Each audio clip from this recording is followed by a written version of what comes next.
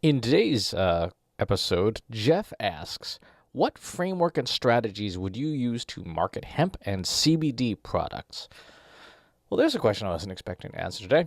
Uh, Due to the number, there's a ton of restrictions on this industry, right? Because its legality in various jurisdictions is different. It varies here in the United States. It is illegal technically at the federal level.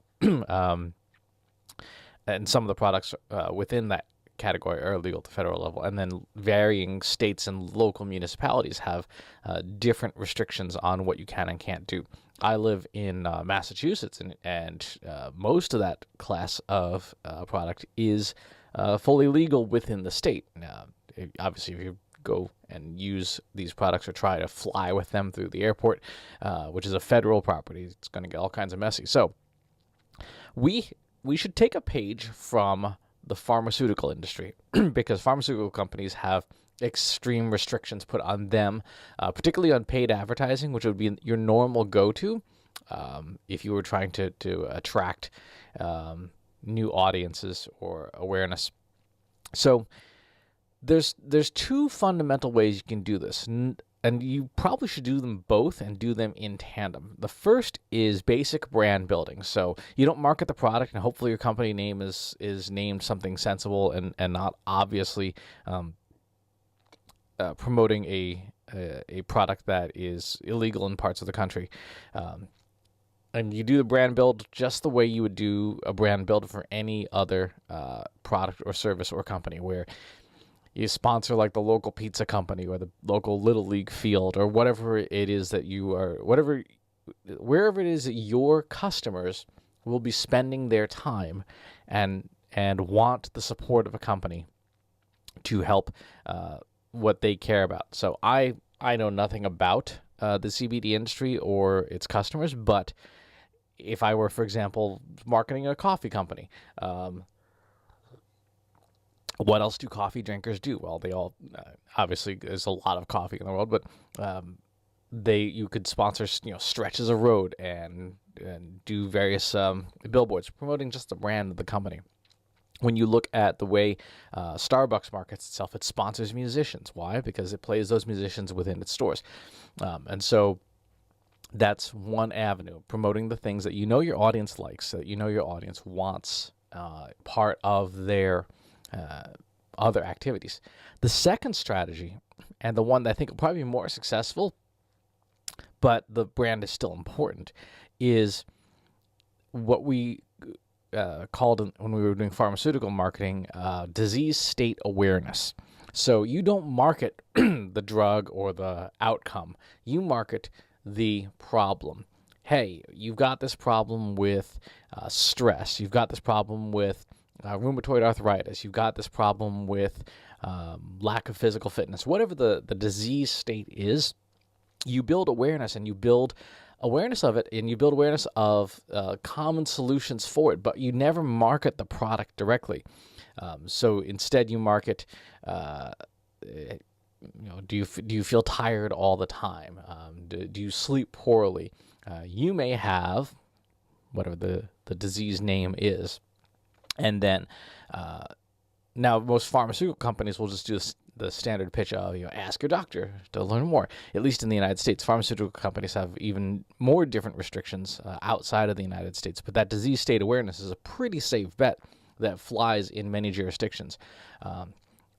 Back a couple of years ago, I was in Switzerland, which is the home of every major pharmaceutical company.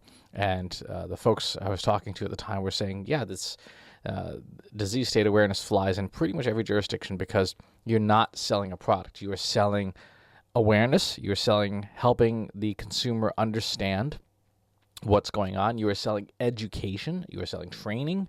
You are selling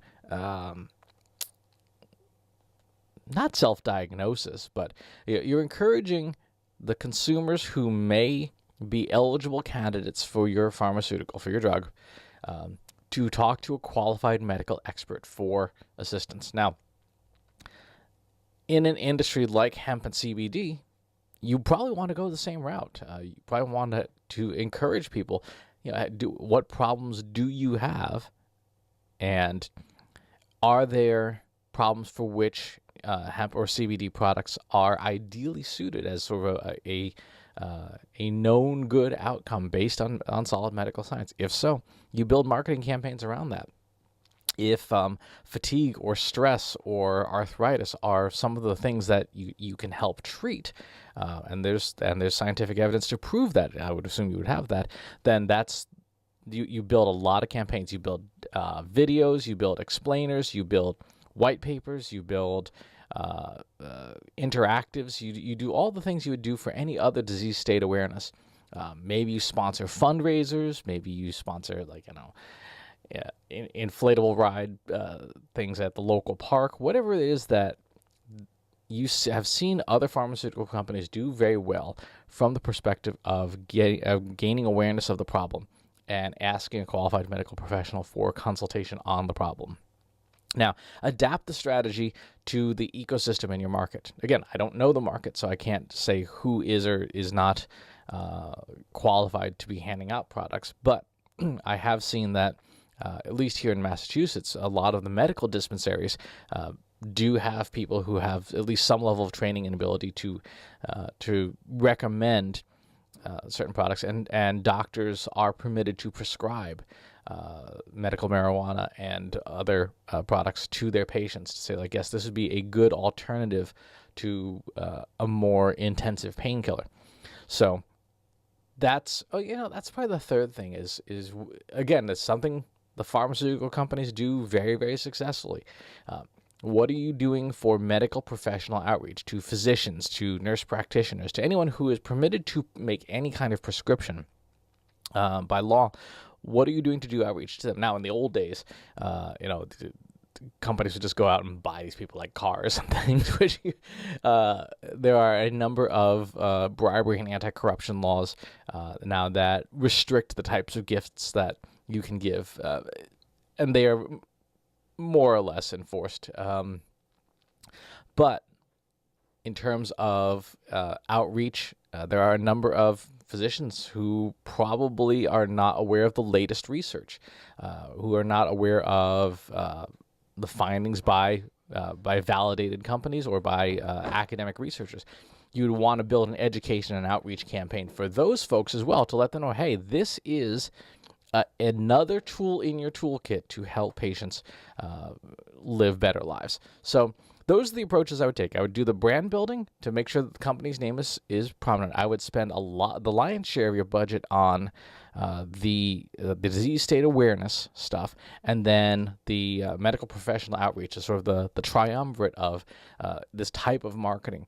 And this would hold true for any kind of product where you have a lot of restrictions on what you're allowed to pay to advertise or what you're allowed to do from an outreach and communications.